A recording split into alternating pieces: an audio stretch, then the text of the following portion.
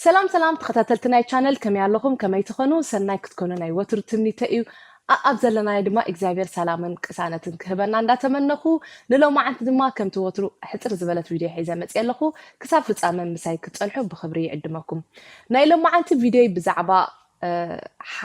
حدارن مفللاين يا كتكون ወይ ዕርክነትን ምፍልላይን ማለት እዩ ኣብዚ ዝሓለፈ ሓንቲ ሓፍቲ ደዊላት ለኔራ ኣደ ክልተ ቆልዕያ ኣብ ከተማ ጀርመንያ ትቕመጥ ደዊላ ብዛዕባ እቲ ዘጋጠማ ነገራት እንዳ በኸየት ያ ትዕለ ነራ ኣዝዩ እውን ተንኪፍኒ እቲ ትዕለን ነበረት ነገራት ግን كل جزء أب هيوت بزح انكفاضات بزح نجاراتي زجاج منا كلاتنا خم نفلطو بفلاي أب نحنا كل التبهري أب حدا كموت وكلن كله بزح نجارات علو دس حبنا نجارات بزح نجارات كبأسنا خلو إذا خا أم نفس وقف جزاز ولا أم نفس وقف أنا حج كم زي لك زارب كله أب جزاي يلن أنا بقى أين بلنا أين بأسنا وي أين شغال وي أين بلنا مالت هيكونن كل سب أب جزء نناتو تايز بحلالو نناتو challenges አለዎ ነናቱ ብድኽታት አለዎ ደይምስ ማዕ ክሉ ንቡርዩ ባስ ክሉ ንቡርዩ ጥራይ እንታዩ እቲ ዝፈላለዮ ገለገለ ሰባት አለዎ እቲ ዘጋጠመ ነገራት ደገውጽዮም ዝዛረቡሉ ለው ገለገለ ሰባት ከአኒ አውሽጦም ጌሮም አብነን ሕዶም ተራዳዲኦም ይህን ምን ተባሂሎም ካ ጉዳዮም ዝፈትሑ ሰባት አሉ ሕጂ ንፋላለይና ሰባት ድኽእሎ ሰባሎ ክኢልዎ ዝኸይድ ኣብ ክልቲኡ ጥራይ ጌርዎ ዝፈትሖ ማለት እዩ ገለገለ ሰባት ግን ክፎክሰሉ ወይ ሓሳባት ካብ ሰብ ደልዩ ወይ ምኽሪ ደልዩ ዝተፈላለዩ ነገራት ደልዩ ምስ ሰባት ዝዛረበሉ ካ አሉ እዛ ሓፍቲ እዚኣ እንታይ ያላትኒ ብሊብያ ምስትወዲ ኣብ ሊብያ ትፈልጦ ነዊሕ ዓመታት ከባቢ 5 ዓመት ካ በሓንሳብ ጌሮም ማለት እዩ ሕጂ መጽኦም ኣብዚ ኣብ ጀርመን በሓደ ይቕመጡ ነይሮም ነናቶም ገዛ ይደለዎም ግን በሓደ ዳርጋ ምስኣዩ ዝቕመጥ ነይሩ ክልተ ቆልዑ ጽቡቓት ክልተ ቆልዑ ከዓ ወሊዶም ማለት እዩ ሕጂ ምስተፈላለዩ ዘይ ሰማምዕ ጉዳይ ኣጋጣሚ ናይ ስድራ ጉዳይ ኣመንጎኣትዎም ዝኾነ ኣርእስቲ መጽያ በታ ኣርእስቲ ዝመጸት እንዳተሰሓቡ ካልእ ነገራት እንዳወሰኽካ ክንድት በታ ኣርእስቲ ዝመጸት ነታ ሓንቲ ርእስቲ ተዛራሪብካ ክንድምፍታሕ ዘየድል ነገራት ብደገደገ እንዳመጸ ብውሽጢ እንዳመጸ ኣብ ዘየድል ነገራት በጽሑ ማለት እዩ ኣብ ምጽራፍን ኣብ ባእስን ገለመለን ይበጽሕ ማለት እዩ ኣብ መወዳእታ ግን እትወዲ በቃ ከምዚ ኢለ ምሳኺ ከነብር ኣይክእልኒ ኣነ ንስኽን መናብርቲ ኣይኮናን ኢሉ ብከምዚ ተፈላልይዋ ይኸይድ ማለት እዩ مسكده زي أقول بقى هيوتي تلميتو هيوتي كم زخينة أعتبر نيرة مالتي برقت الرأيانيو مفللاي طعم مالتي أيقونن وي مفللاي نورمالي مالتي أيقونن قول عيس كاختفال لأن كلها أزيو بدهولو أزيو كبيديو مفللاي على فنتنا يولاتك عيس كاخت كيت كلها بتعمي كبيديو نسخاتكم ونبوغنكم نزا حفت مخرخ تبوا بزا أقات أمي يلا بوكم أقات أمي مساء زعل نيرو كأن مسؤول من رقاب كسي قد مس حادثة من رخابنا نخولاتنا مالتي قد مس حادثة من رخابنا نحنا بيننا ينان نبر نيرنا بيننا نبر كلات كل نجر نحنا عنا نفسنا زدليا نجر بمول وملينا بمول وجيرنا سريحنا حلافنا نفسنا وسيدنا ينان نخيل نيرنا أقات أمجن نعنا دمثل سب رخيبنا وين عنا تمثل سب قال نسيت رخيبنا حدر متجمرنا نتي هيوتنا لك عمتني تصبحك مقرلنا كمامات كيرنا نطعمو اتي هيوتنا خاني كمام يركب موني ناي كلتي كمام حواويسكا بحنساب كيد اخا تجمر زخونه ነገር ከጋጥም ይኽእል ከም ሰብ መጠን ማለት እዩ ምክንያቱ እቲ ከረኽበካ ዝኽእል ንዓኻ ብዙሕ ነገራት ኣሎ እትወዲነታ ጓል ክብህጋን ከሎ ምስኡ ሓዳር ክገብር ምስኣ ሓዳር ክገብር ምስኣ ክነብር ኢሉ ክሓስብን ክውስንን እንከሎ ነታ ጓል ነሴቲ ዘብህጋን ደፍትዎን ነገራት እዩ ነይርዎ እታ ጓል ነሴቲ ከዓ ምስ ወዲ ተባዕታይ ሓዳር ክትገብር ከላ ከዓ ከምኡ ማለት እዩ ግን ኣብ መንጎ ገለ ነገራት ይጎድል ሕጂ ሓደ ሰብ بفلاي أب تحدى سب تتجع كان دحر تخيل على خاوينكا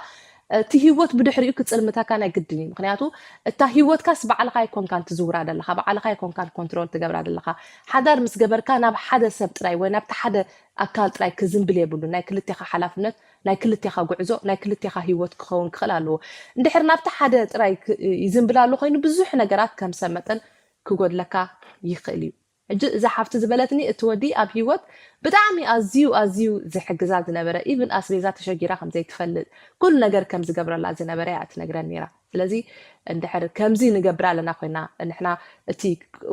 ولا كل دبل نجارات كنجبر ندحر دين خل خوينا حدا سب كاب هيوتنا كفلينا كله قدف بهيوت كله سي بموتون كفلينا يخلي بعل بيتنا دي بعلت بيتنا دي كتفلينا تخليها ስለዚህ እቲ ንሕና ክንፈልጦ يقريتا እቲ ንሕና ከም ሰብ ክንፈልጦ ወይ ክንገብሮ ንኽእል ንሕናስ ክንፈልጦ ክንክእል ኣለና ክንገብሮ ክንክእል ኣለና ሓላፍነት ክንወስድ ክንክእል ኣለና ነቲ ህይወት ኮ ዘመቅሮ ንስኻ ከምቲ ቀደም ሓላፍነት ወሲድካ ናይ ህይወትካ ትኸይድ ነበርካ ኣብቲ ሓዳር ምስ መጻኻ ከኣኒ ዝያዳ ወሲኽካ ሓላፍነትካ ወሲድካ ኢኻ ክትከይድ ክትቅፅል ዘለካ ምክንያቱ ውላድ ተወሊድካ ኦልሬዲ ብዙሕ ሓላፍነታት እንዳተሰከምካ ኢኻ ትኸይድ ከም ሰብ መጠን ማለት እዩ ልዕሊ ኩሉ ግን እንታይ ክብል ይደለ ኣብዚ ብዙሕ እንዲና ክንዛረብ ንኽእል ብዛዕባ እዚ ኣርእስቲ እዚ ልዕሊ ኩሉ ግን እግዚኣብሔር እታ ዝሃበና ብርሃን ኣብ ኢድና እያ ደላ ነታ ልችልክዕ በዓልና ወሊዕና ነጥፋ እግዚአብሔር ካብ በዓልና ኮንትሮል ንገብራ ህይወት ሂብና ኣሎ ብሰብ ኣይንገዛ ብሰብ ሰብ ኩሉ ነገራትና ህይወትና ኮንትሮል ወይ ኩሉ ነገራትና ነትሰብነት ብጻይና ኣይንሃቦ ንሕናውን ጽባሕ ንግሆ ከምዚ ከይጋጥም ደይኮነሲ ክትገብሮ ስለዘለካ ክትገብር ክትክእል ኣለካ ሓላፍነት ክትወስድ ክትክእል ኣለካ እዚ ዝዛረቦ ዘለኹ ንነፍሰይ ወኪለው ነፍሰይ ኣብ ኢትየ ዝዛረብ ዘለኹ ኣነ ሕጂ ኩሉ ነገር ዝገብሮ እንድሕር ንጆርጅ ኩሉ ነገር ንሱ ክገብሮ እንድሕር ስቕ ኢለ ዝሪኦ እንድሕር ኣሎ ኮይነ ንኣነስ ወላ ሓንቲ ነገር ኣይክስማዓንን ወላ ከምዚ ኣብቲ ህይወሲ ብዙሕ ኣበርክቶ ከም ዘለንስ ኣይክርዳእንን እዩ ስለዚ ንሕና ኩላትና ነዚ ሓላፍነት ፈሊጥና ከዓ ክንገብር ክንክእል ኣለና ስለዚ እግዚኣብሔር ንነፍሲ ወከፍና ብርሃን ሂብና ኣሎ ነታ ብርሃን ናኽና ከዓኒ በቶም ሰባት ካብ ህይወትና ዝኸዱ ደለዉ ኣይነጥፋ እያ ኣሕዋተይ ምክንያቱ እዚ ሰብ እዚ ሎሙ ከይድሎ ምናልባት ደይ ተሰማማዓኩም ክትኮኑ ትኽእሉ ዘይረዳድ ብዙሕ ነገራት ነይሩኩም ክኸውን ይኽእል እዩ ግን ልዕሊ እቲ ኩሉ ከዓ ክትሓስብ ዘለካ ናይ ክልቴኻ ጭቕጭቕ ናይ ክልቴኻ ባእሲ ናይ ክልቴኻ ደይምስምማዕ እቶም ቆልዑ ኣብ መንጎ ደለዉ ከም ድፅለዉ በቲ ባእሲ ናህና ከዓ ክንርድኦ ኣለና ምክንያቱ ንስኻ እንድሕር ተም ወለዱ ኩሉ ግዜ ዝበኣሱ ኩሉ ግዜ ዝጨቃጨቁ እንድሕር ኮይኖም ቶም ቆልዑ ኣብ መንጎኻ ደለዉ እንድሕር ዝሰምዕዎ ወይ ናይ ግድን እዮም ከዓ ክፈልጥዎ ብዝተፈላለየ ነገራት ክፈልጥዎ እዮም ምክንያቱ ክልተ ወለዲ ዘይሕጉሳት ቆልዓ ሒዞም ክኸዱ ከለውሲ እቲ ቆልዓ እውን ይርድኦ ገፅካ እዩ ዝሪኦ ቆልዓ ኩሉ ግዜ ንዓኻሲ ካብቲ ኣፍካ ተውፅኦ ጥራይ ዘይኮነሲ ካብቲ ብገፅካ ዝሪኦ እውን ናቱ እንታይ ድበሃል ይገብር እዩ ቆልዓኻ ቀሊል ኣይኮነን ከቢድ እዩ ኩሉ ግዜ ከም ዝርዳእኒ ንዓይ ማለት እዩ ስለዚ ብዝተኻእለ መጠን ነቲ ዘለካ ምስሓብ ከም ዘሎ ወሲድካ ግን ይህን ምሂን ኢልካ ወላ ስጋብ ንጊዙ ስጋብ እቲ ዘሎ ኣብ ፋላሊካ ደሎ ነገራት እቲ ዘባእሰካ ዘሎ ነገራት ክሳብ ዝዕረ ወላ ከም ሕዋት ዲኻ ወይ ከዓ ነቲ ዘለካ ርክብ ካብቲ ብባእስን ብገለን ደይኮነ ኣፅበብ ኣቢልካ ብምርዳእ ፍትሕዎ ሽዑኡ ሓደ መሰረታዊ ነገር ሒዝካ ክትፀኒሕ ኢኻ ምክንያቱ ተፈላሊኻ ክትከይድ ከለካ እኮ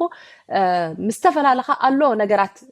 ናይቲ ሰብ ምሳኻ ዝነበረ ሰብ ጣዕሚ በቃ ምሳኻ ዝነበረ ሰብ ክፍለየካ እንከሎሲ እዚ ከምዝን ባ ነይሩ እዚ ከምዚ ፅቡቕ ነይሩ ኣብ ከምዝን ከለኹ ክዝክረካ ክኽእል ኣለዎ ካልኣይ ነገር ከዓ እቲ ሰብ ምስ ከደ ናይቲ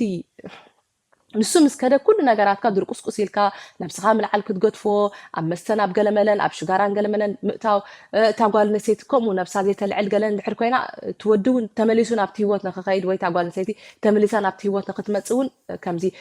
ሓይሊ ትረክብን እያ ግን እንታይ ኢኻ ክትገብር ዘለካ ነቲ ነገር ውሕጥ ኣቢልካ ነቲ ዘለካ ፀገማት ቀሊል ኢለ ኮንኩድኩም ኢለ ዝዛረብ ደለኹ ግን ነቲ ዘሎ ኣጋጢሙ ዘሎ ውሕጥ ኣቢልካ ነብስኻ ልዕልካ ነብሲ ደቅኻ ልዕልካ እትወድ ተባዕታይ ከዓ ከምኡ ካብ መስተን ካብ ሽጋራን ካብ ገለን ውፅእ ኢልካ ካብቲ ናይ ወልፍታት ውፅእ ኢልካ ነብስኻ ክትኣሊ ነብስኻ ክትዕቢ እንድሕር ጀሚርካ እቲ ሰብ እውን ናባኻ ደይመፃሉ ምክንያት የብሉን ኢለ እየ ዝኣምን ስለዚ ኣሕዋተይ ብፍላይ ብዛዕባ እዚ ፅቡቕ ኣፍልጦ ወይ ፅቡቕ ርድኢት ዘለኩም ሰባት ኣብቲ ታሕቲ ኮመንት ነዛ ሓፍትና ክትሕግዝዋ በዝትሕትና ይሓተኩም ምክንያቱ ብጣዕሚ ተጨኒቓ ኣዝያ እቶም ደቃ ከዓ እቲ ዓብይሲ 4 ዓመት ኣይመልአን ደሎ ናይ ዓመትን ፈረቓን ቆልዓ ከዓ ካልአይቲ ቆልዓ ኣላታ ብጣዕሚ ትጭነቕ ኣላ ምናልባት እውን ሰባት ዶ እንታይ ድበሃል ኮንታክት ክገበረኪ ኣብ ጀርመን ዝቕመጡ ከምዚ ክሕግዞ ክገለኢለያ ብዙሕ ግን ተኣሽሙ ኣይኮነትን ፍቓደኛ ኣይኮነትን ነይራ ግን ምናልባት ተመሊሰ እውን ሓታ ክትረኽብዋ ትኽእሉ ሰባት ወይ ክትረኽብዋ ትደልዩ ሰባት ክትሕግዝዋ ሕግዛ ንኽእል ኢና ትብሉ ሰባት ተለኹም ከዓኒ ኣብ ታሕቲ ኮመንት ክትፅሕፉለይ ብትሕትና ይሓተኩም ንሎማዓንቲ ዝሓሰብካ ቪድዮ እዚኣ ነይራ እግዚኣብሔር ሰላም ያብዝሓልና ስሰናይ ብሩኽ መዓልቲ ይግበረልና ቻው